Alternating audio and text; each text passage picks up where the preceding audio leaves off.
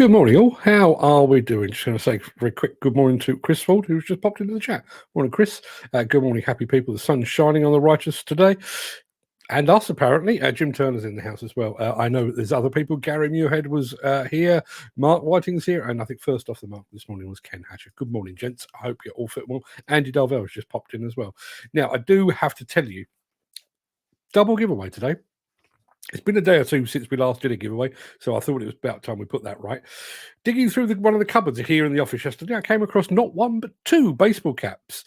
One of them Doosan, there, and the other one Demolition, there. There we are. Now, I realise that the Doosan name has given way to the Demolition name, but maybe that gives the older one a bit of a retro feel, perhaps. I don't know. Anyway, the hats are very smart, as you've already seen. We're going to give both away to one lucky winner today. So to be in with a chance of winning, I think I prepared a banner for this. Did I prepare it? Yes, I did. There you are. That's all you need to do. Just type HAT, H-A-T, into the chat for your chance to win not one, but two baseball caps. And it obviously marks the evolution of the Doosan into Demolition brand as well. So if that's the kind of thing you're into, then please just type the word hat into the chat, as several people have already done. Peter McKenna's just joined us as well. Morning, Peter. I think I said good morning to Andy Darvell as well, but good morning to you all, gents. Lots of entries coming through, which is nice to see. How many have we had so far? We're up 7 already. And I always like to make double figures, so I'll keep playing that. Keep entering. Anyway, without further ado, I'm going to roll the intro, post the question of the day, which comes from an unusual source today, and I'm going to get this show on the road. Here we go.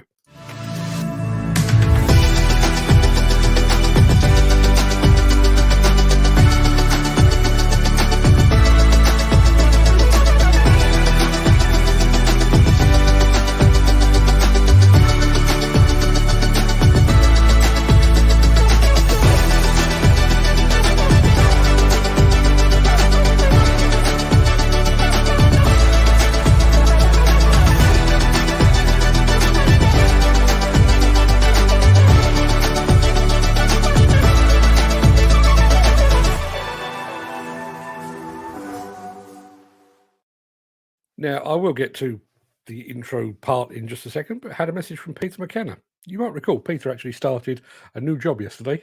He did his induction for a couple of hours and then started work. He said in the WhatsApp group last night his first day had not been that great, and lo and behold, he has just said, "Morning, folks. Just walked away from the new job. Tossers with shite kit." Wow. What can I say? What can I possibly say? Some good wishes for the day coming in. We'll come back to that in just a second.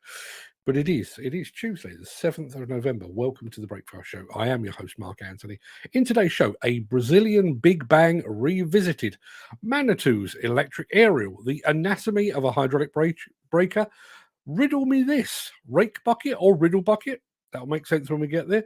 Plus, why you're never alone with a John Deere in your life. But first, we're going to peer back through the mists of time to see what was happening on this day in history.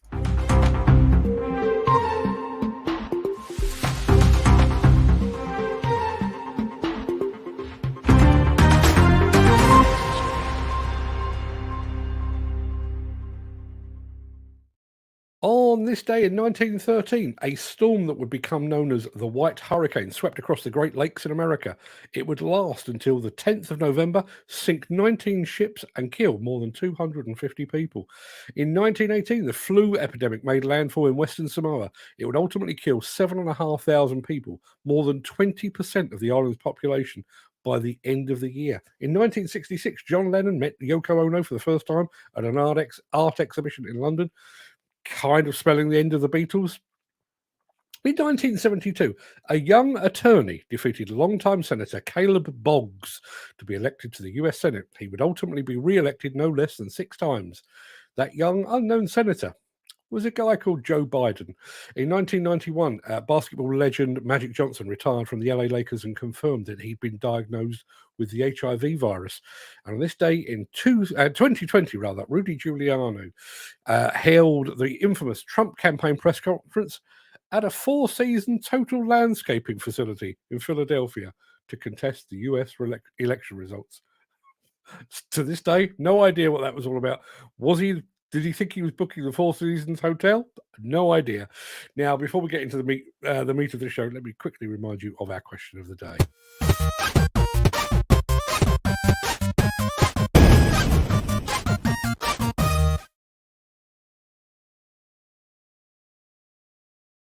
Yes, something a bit different today. We have a question of the day, but it comes not from Gary Muirhead, but from our friend Graham Footy Williams. And the question is this, and he's already just posted it in the chat, funnily enough.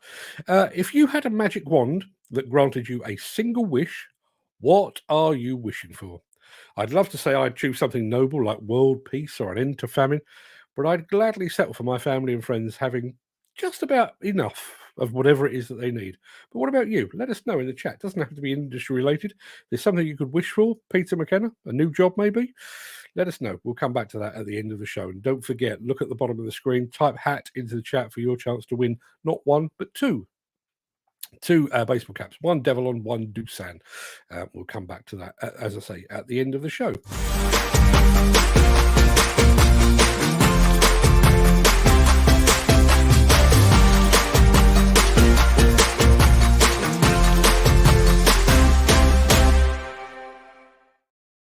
Okay, so yesterday we brought you a hastily compiled video of the explosive demolition of several university buildings in Rio de Janeiro. You might recall that I said I was going to reach out to the man behind the blast, my mate Fabio Bruno. Well, it turns out I didn't need to. Late last night, he contacted me with a proper film of the blast that gives us a much greater insight into the project. I'm delighted to play it for you now.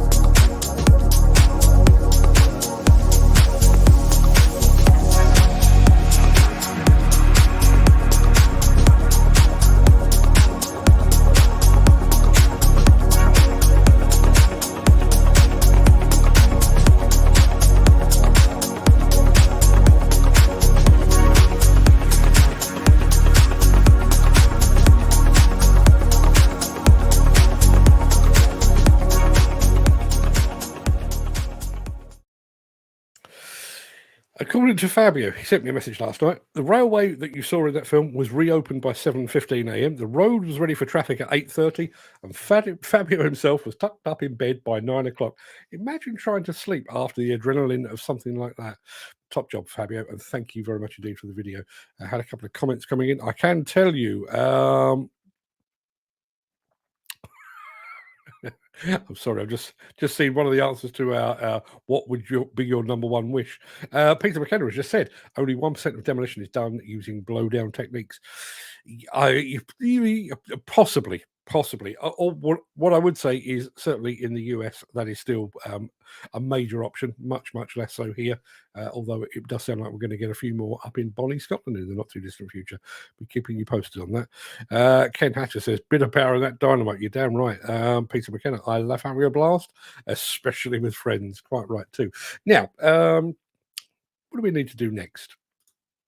We need to do this. If you are enjoying this episode, please consider supporting the show.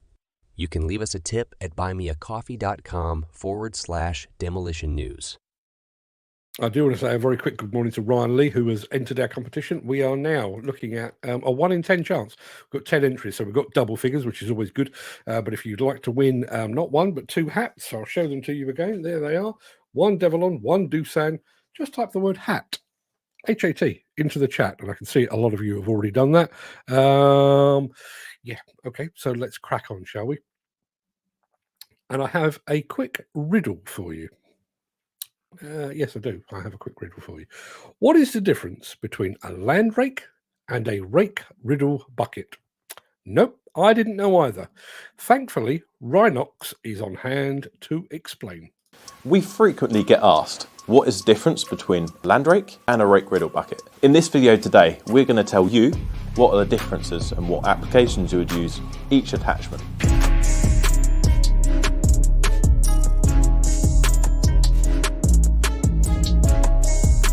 So we'll start off with the land rake. This is the perfect attachment for that site clearance and soil preparation. Excellent for removing that tough vegetation, those roots that are just stubborn, and perfect for clearing that site prep, ready for your topsoil to come in over the top. So you'll notice on the land rake, it has the thicker tines.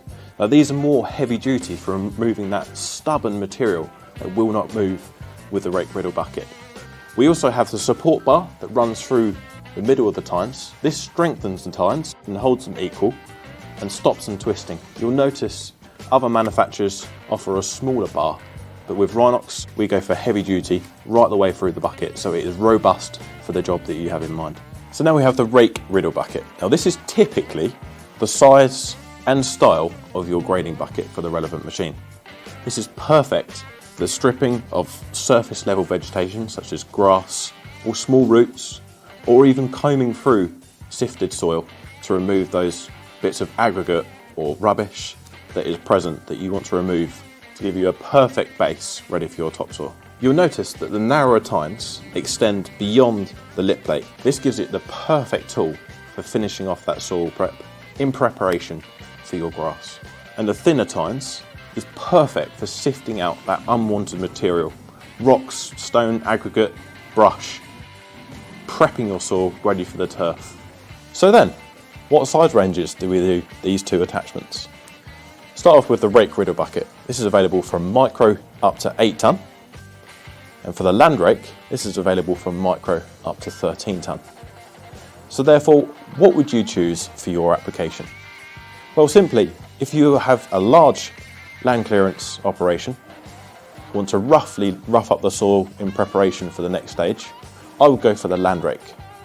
But if you have a finer, more detailed comb and want to remove aggregates from the soil and prep for that finishing touch, i.e. the grass, I would go for the rake riddle bucket. So now you know the difference between the land rake and the rake riddle bucket and the applications that you would use it for. If you are interested in saving money in your recycled materials and muck away, and ultimately putting money back on your bottom line, then these are the two perfect additions to add to your fleet.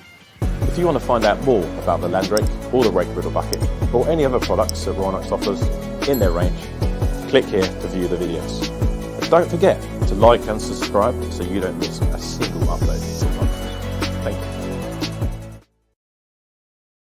So now you know the difference between a a land rake and a rake riddle bucket. Kane Hatcher. Yeah, I knew that. Of course he did. Let's have a look. What have we got here? Andy Dalvell says the land rake would be excellent for finishing off a demolition site to make it look good when you leave. Totally agree. Graham Footy Williams, who's provided our question of the day, which I'll come back to in a second. The first one I've never seen before, but the rest we use all the time in different industries. Dead right. Jim Turner, he's a DIY man. As soon as I get the time to knock them up, my riddle bucket will have a land rake tines on. So it'll be a combined riddle rake bucket. The third way. Yes, absolutely brilliant. And I can tell you now, where are we? Yeah, we're up to a dozen entries in our competition, which is, quickly remind you, this is probably the last time I do so, 2 hats, a Devilon and a Doosan, the past and the present, in 2 hats. Just type the word hat into the chat and we will do a draw in the not too distant future. But first we need a bit of this.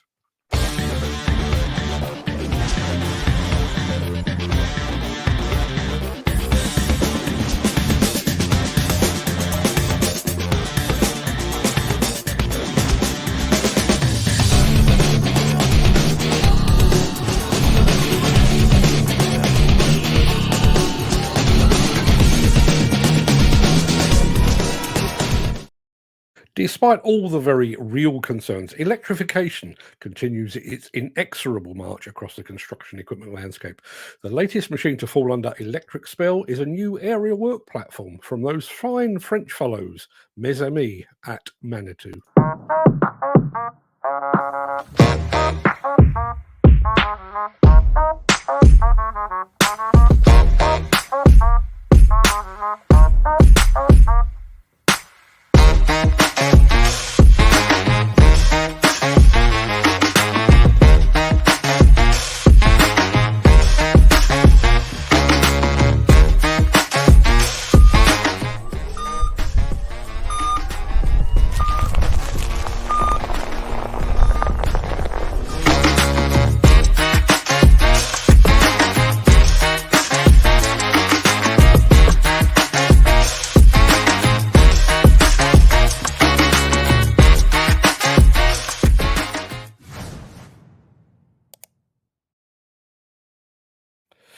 Now, aerial platforms are not really my thing, so rather than offering my opinion, I've sought some expert input.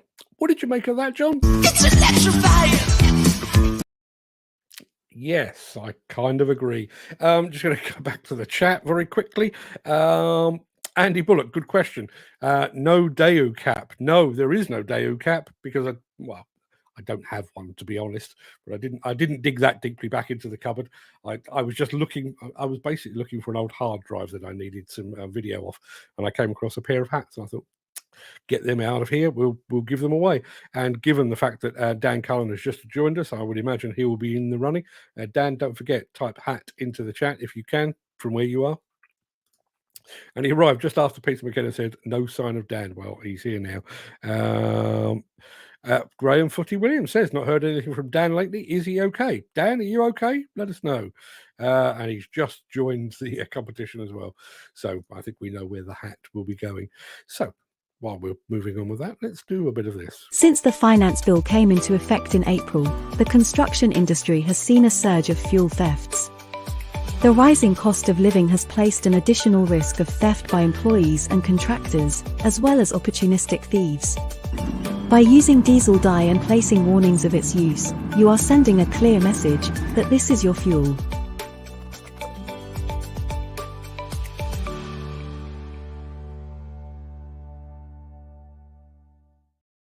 I do need to share this. Dan Cullen is in with a running for the hat. I think it's a 1 in 13 chance at the moment. And Eddie Darwell just said, no, he's not allowed any more hats. I think he has a problem. I think he has a problem as well. There is Dan himself. Yes, if there's a hat on the show, I'm here. Good to have you back, Dan. Hope you're fitting well, my friend. So yesterday afternoon, I sat down for a chat with William Forrest, head of the attachment company, way up in Bonnie, Scotland. Had a good old chat about all things attachment related, and I'll be bringing you that discussion in the very near future. But as you may be aware, William and his team, which is mainly him and his fiancée Laura, morning Laura, they represent Kinsoffer, Augertalk, that family of products. So to whet your appetite just a little, I thought I'd bring you a video featuring one of the many specialist attachments from within the Kinsoffer group. And this one looks at the anatomy of a hydraulic breaker.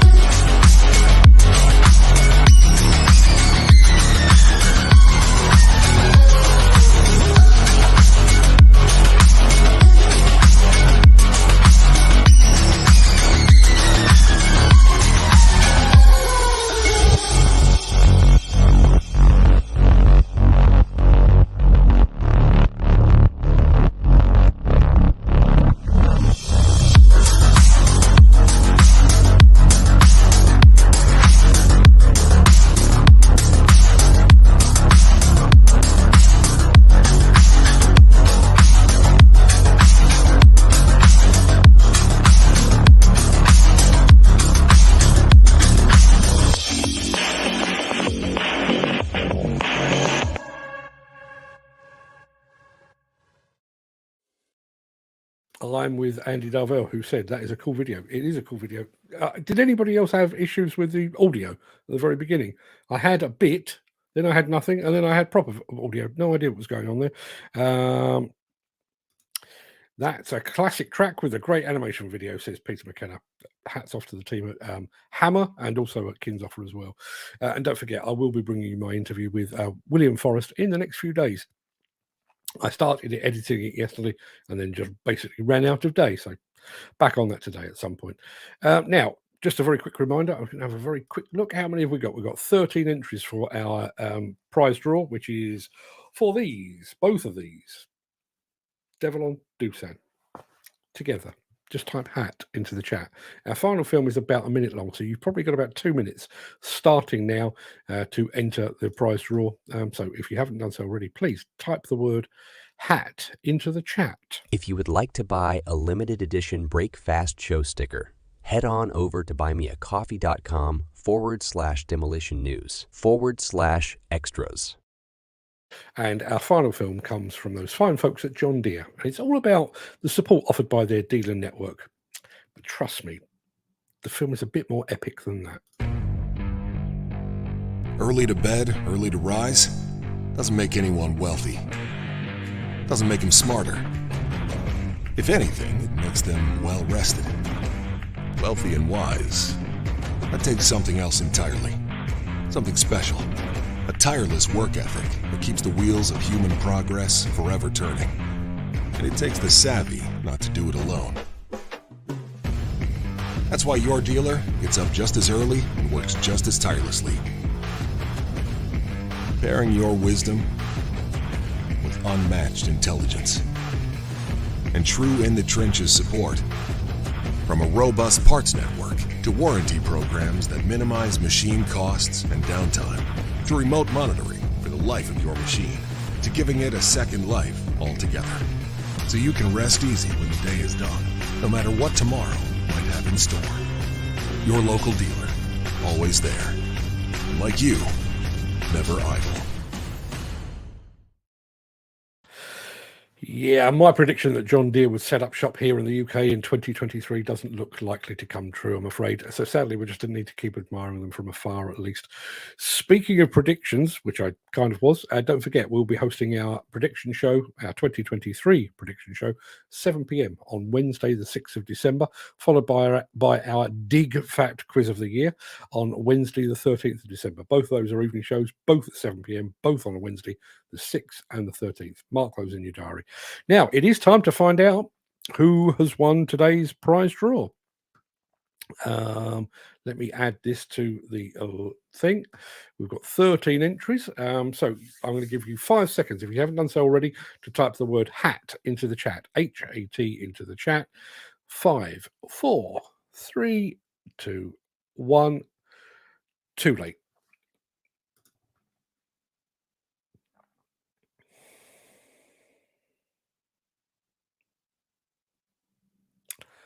Kenneth Hatcher.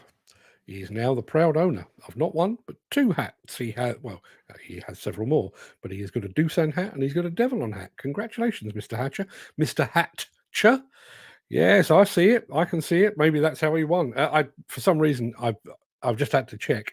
You could see that I'd entered by accident because I typed the word that in the chat and that picked up the HAT. So yes, there you are. But congratulations, Ken. I've got your address. I'll be putting those in the post for you today.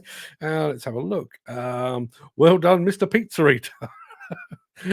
This group know each other, don't they? Well done, Peter. Andy Darvell says, congratulations, Ken. Gary Muirhead, well done, Ken. Graham Footy Williams says, congratulations. Congratulations indeed. Yeah, well done indeed, Ken. As I say, I'll get those in the post for you today.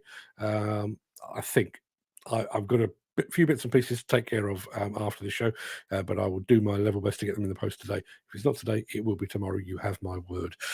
Dan Cullen saying, well done, Ken. Yeah, indeed. That pretty much wraps up the main part of this morning's show. I'm going to roll the outro in just a second before leaping gazelle-like over into the chat to see what you're all saying today. If you can't stick around, please stay safe. Look after yourself, your family, your friends, and your colleagues. But if you do have the time and the inclination, please stick around. The crack will begin immediately after a final word from our key show sponsor. Those fine folks at MB Crusher.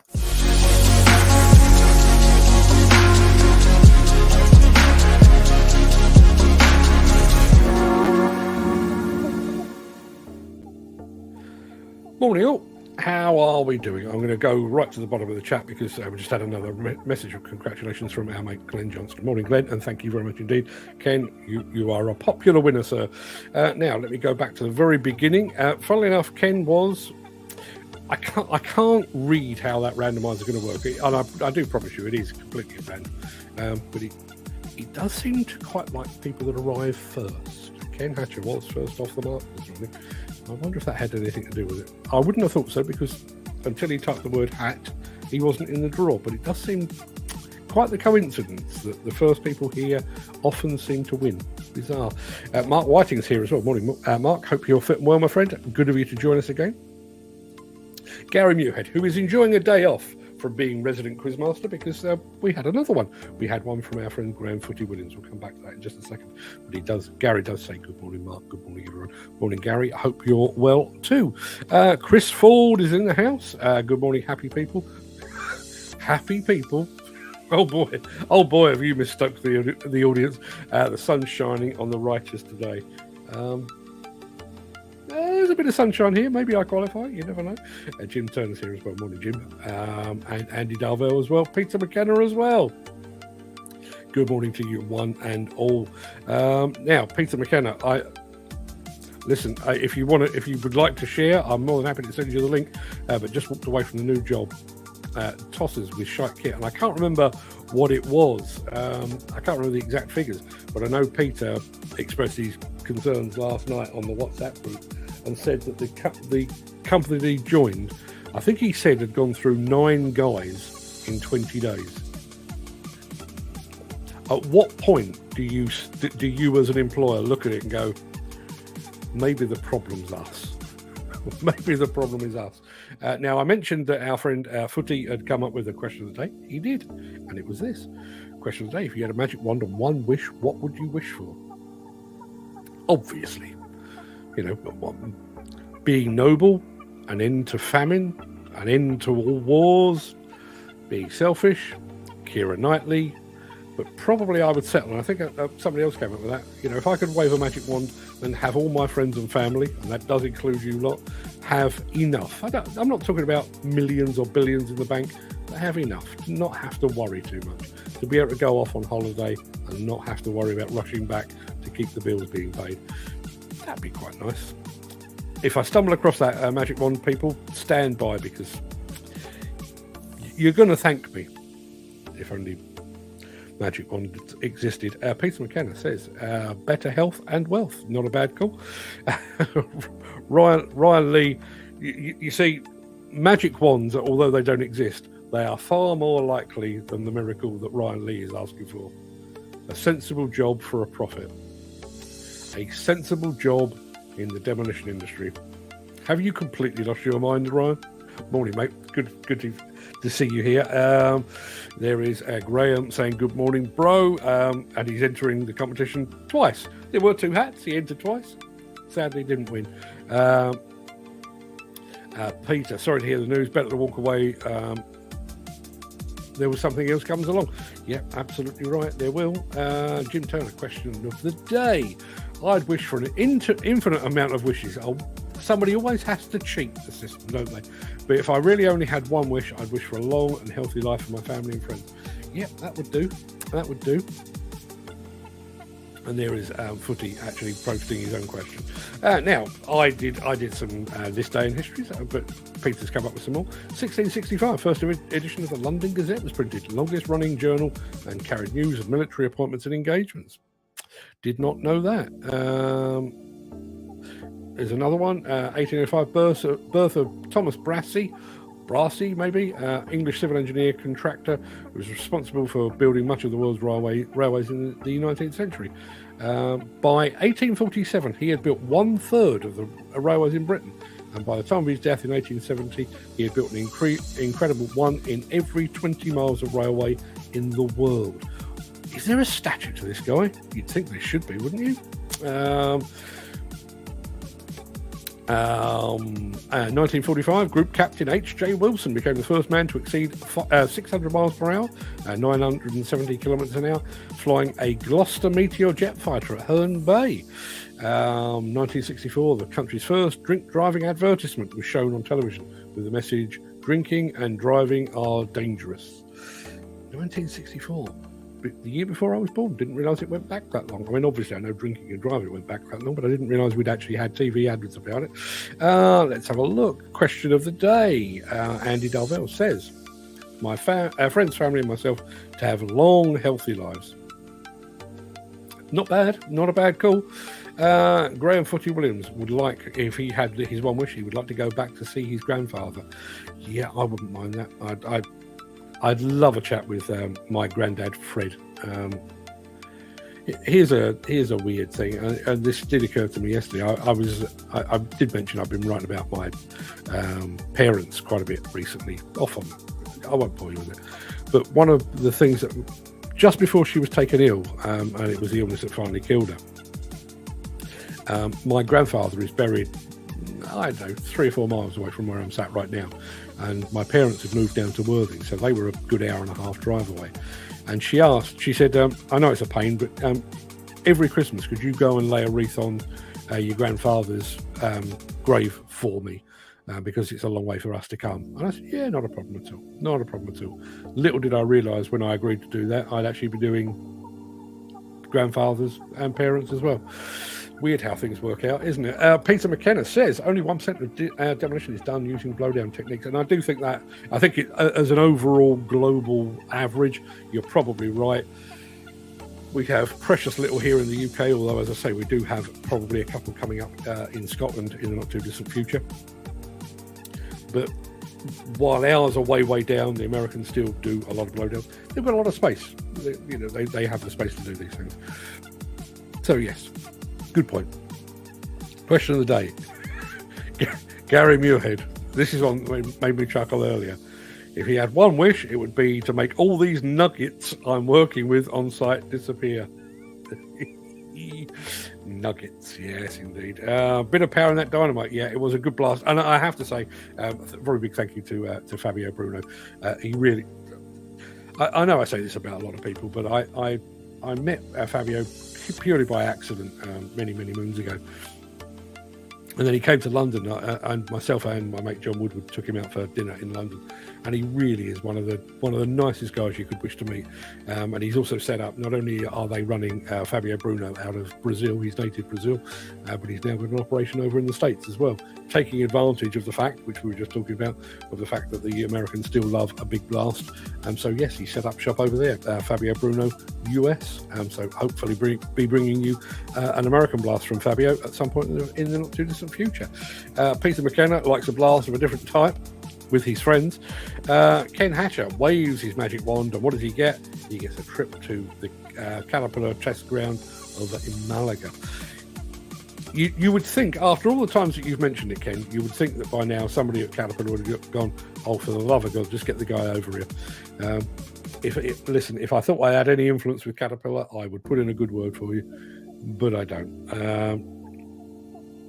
Let's have a look. Sorry, I was just slightly distracted. I'm just going to have a very quick look to see what it was. This is breaking news, I guess. Just had an email through from our mate Lou Carney, who is not on the show as far as I'm aware. But the Executive Hire Show, which is taking place on the 14th and 15th of February at the Coventry Building Society Arena, is now sold out. Sold out. The Executive Hire Show 2024 is a sellout. It's not a show that I get particularly excited about myself, because the kit there is kind of at the small end, and it kind of ends where I begin and stuff like that. But a sellout, and one of the things that I often say about exhibitions is that they are a barometer of sentiment. And the very fact that an exhibition in February of next year is sold out, is that a glimpse of some positivity? Bearing in mind, the sort of people that will be exhibiting there, and I have not checked the list, but it is generally the likes of JCB and Thwaites, putting their money where their mouth is, and the very fact that they're doing that right at the start of next year, maybe they're feeling a bit more upbeat than perhaps we have done over the past few months. So congratulations to the team at EHS, and congratulations to Lou. Hope the show is a roaring success. Jim Turner says, as soon as I get time to knock them up, my Riddle Bucket will have land rake tines on, so it'll be a combined Riddle Rake Bucket. It's a bucket hybrid if ever I heard of one. Ken Hatcher says, oh no, it's not, it's Graham Footy Williams says, the first one I've seen before, but the rest we use all the time in different industries.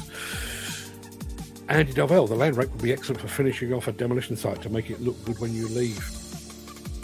It's one of the things, and I have lots of complaints about videos that I get sent by demolition companies, constantly changing focus of drone shots and stuff like that.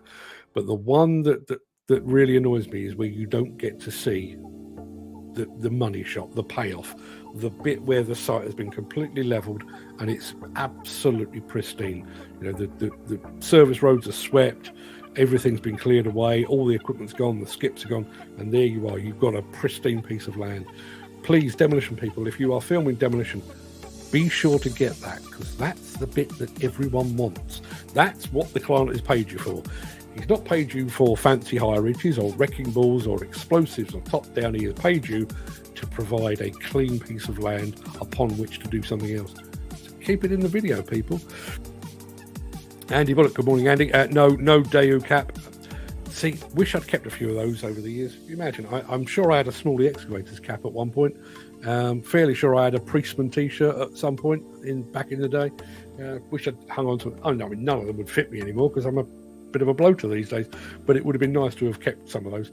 All the hats that I have are by and large probably the last couple of years. I do have a couple of anniversary hats, like the Caterpillar one that I picked up in Japan, and I've got a case one here as well, which I can't actually see at the moment, but some anniversary caps. But again, wish I'd hung on to a few more. And this is how the devil works, isn't it? You mention his name and he appears.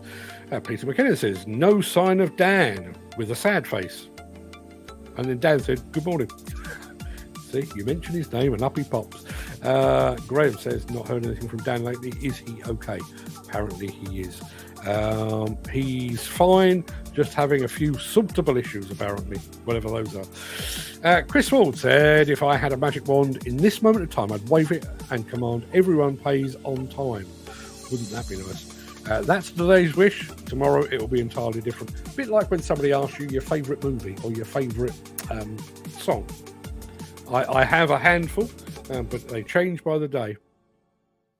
Andy Darvell says Dan Cullen is not allowed any more hats. Well, he didn't win this time, so that's absolutely fine. Ryan Lee is going one stage further. If Dan wins, I'm calling the CMA. He does seem to have a bit of a monopoly, doesn't he? Now, Gary Muirhead, do you still have the flash drives you had that were in the shape of different attachments? The answer to that is kind of. They're here somewhere. And bearing in mind, I'm basically sat in a box room. You can see the back. I could virtually touch the other end. I can't quite touch both walls, but I'm in a tiny little room. But I've got cupboards and drawers and stuff like that in here. They're here somewhere. I just haven't seen them for a long while. What I will tell you is I picked up a cardboard box and I've stuffed it into a cupboard, and it's got all manner of old crap in it. And I'm fairly sure they may well be in there. If ever I do come across them, I promise I will give them away. Peter McKenna says, I'm quaking in my boot singular. That is a cool video. That was the one about the how a breaker goes together and what have you. Let's have a look. Here's Dan Cullen explaining his absence. Few issues dealing with, but nothing serious, just trying to sort it out. Good man. Andy Dovell says, I've had to replace those two flexi hoses from the block to ram a few times. Absolute bastards to get to normally. Yeah. It's funny, actually, when you think about whenever I go to a press conference for a new piece of equipment, and I'm talking about equipment like excavators, loaders, dump trucks, carriers, all that kind of thing. there is this big spiel that the manufacturers always say, maintenance is easy. You can access everything from ground level. All of your key points, your dipstick is within easy reach. You can change oil filters without having to climb up or under or all of that kind of thing. And then you get to attachments, and you basically need arms with a U-bend. But yes, you're absolutely right, Andy. And Peter McKenna is much like me. I leave maintenance like that to someone more qualified. Yes, me too. Andy Dovell says, I'd like to get my hands dirty. You're in the right job then, mate. Let's have a look. Lots of people saying congratulations to Ken on winning the hats.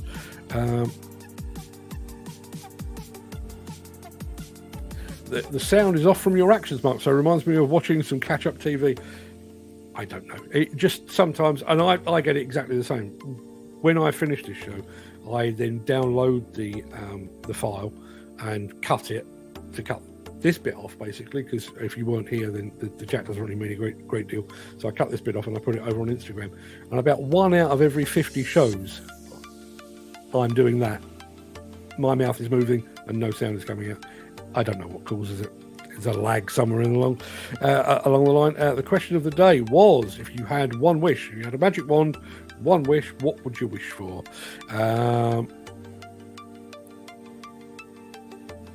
Let's have a look. Question of the day. If I had a magic wand, I'd change the way the world sees people with disabilities. Wouldn't that be nice, eh? Wouldn't that be nice? Now, Mick Norton posted that on LinkedIn and then went to YouTube to say, LinkedIn not responding to your platform again. It is, Mick. No, it is. I've had a couple of comments over from LinkedIn this morning, so maybe I was just a bit slow in answering you, and for that I apologise. If you had a magic wand with one wish, what would it be? Yeah, that was reminding everybody what the question of the day. And Dowell was also saying good morning to Jamie O'Donnell. I'll join him. Morning, Jamie. Thank you very much indeed for being here. Please, say things. Talk. You should have entered the competition. You might well have won a hat. Too late now. Question of the day. I'd wish for a long, happy, positive life for me and the family and friends, and maybe win the lottery. See, that's more than one wish. See, that's where you people get carried away. One wish. I'm quite surprised not many people mention money, actually. Everybody seems to be intent on health. Maybe we are all men of a certain age, and health is kind of a key concern for us now. I don't know what it is. Let's have a look. Question of the day. If you had a magic wand, I'd change the way the world sees people with disabilities. Wouldn't that be an absolute belting thing to do? You think about the people that are out there. We have one amongst us, Peter McKenna, who is blessed with not a pair of legs, but just the one.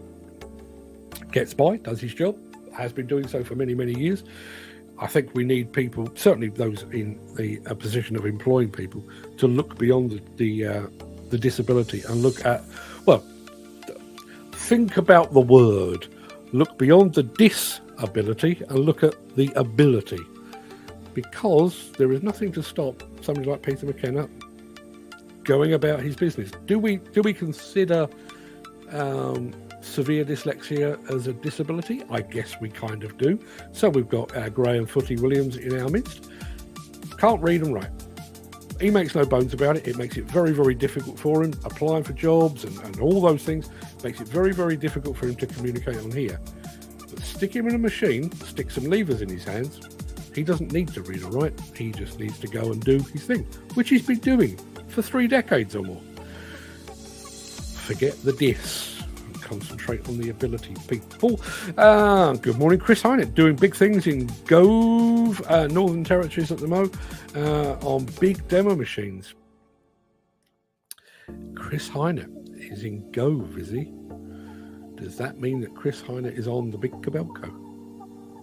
Has it arrived? Did Chris get the gig? People, please tell me. I am due actually a follow-up call with Cabelco Australia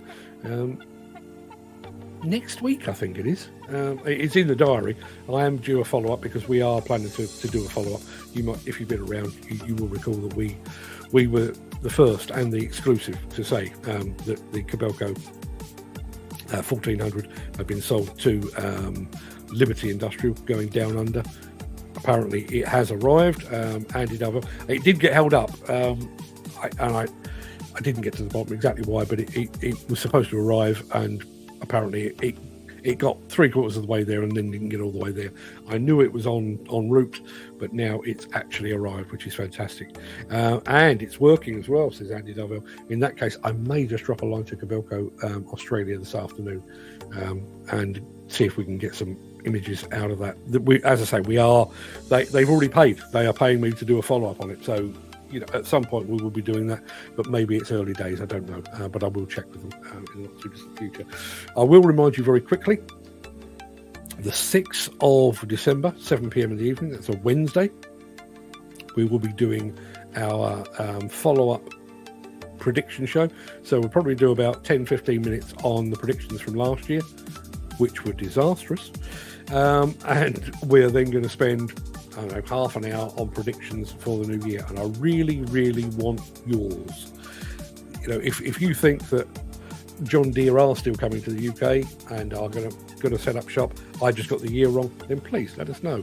If you think that JCB are about to X-series their wheeled excavators, let us know that. If you think that the industry is going to go down the toilet or through the roof, let us know that in advance, and we will include those as well.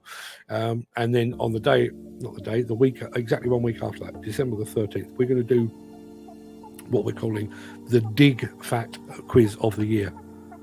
So we're going to go back over these shows for the past year, not specifically to individual shows, because not everybody gets to see every show, I realise that, but to highlight some news stories and some machine launches and that kind of thing, but also look back at the news of the year.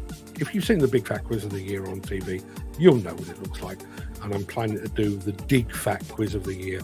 And it's just occurred to me, one of the things that I might do, if I can get people to agree to do it, if you've ever watched the Big Fat Quiz of the Year with Jimmy Carr, you'll know that they have 2 or 3 video questions from individual people, from, in their instance, famous people. So I might call upon some of my influencer friends to record a video of a particular question, and maybe those are the ones that we allocate prizes to.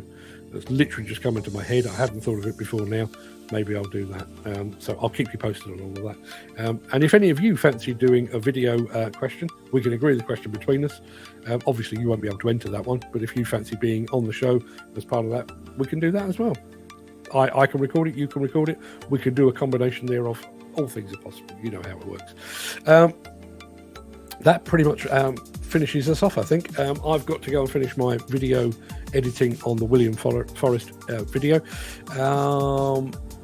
Probably won't be ready for tomorrow, although I may have a snippet for you tomorrow, but we'll be bringing that to you before the end of the week. It's a good chat, and thoroughly enjoyed his company, so I'll be bringing that to you very, very soon. And what else have I got to tell you? No, not much more. No, I think that will do us.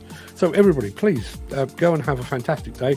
Ken, I'm about to go and dig out your postal address to get these hats in the post for you. I'm going with Andy Darvell, who says, have a great day, guys. Stay safe and healthy. Yes, please do both of those things. I'll be back here tomorrow, bright-eyed, bushy-tailed, 10 a.m. For the Breakfast Show. Do we have a giveaway tomorrow? We don't currently, but I'll see what I can do. Watch this space. We'll come up with something. Until then, everybody, go and have a fantastic day. Peter, get yourself back in work. Dan, get your issues resolved. Ken, go and stand by the post box because your hats are on their way. Till tomorrow, everybody. Have a good one. All the best.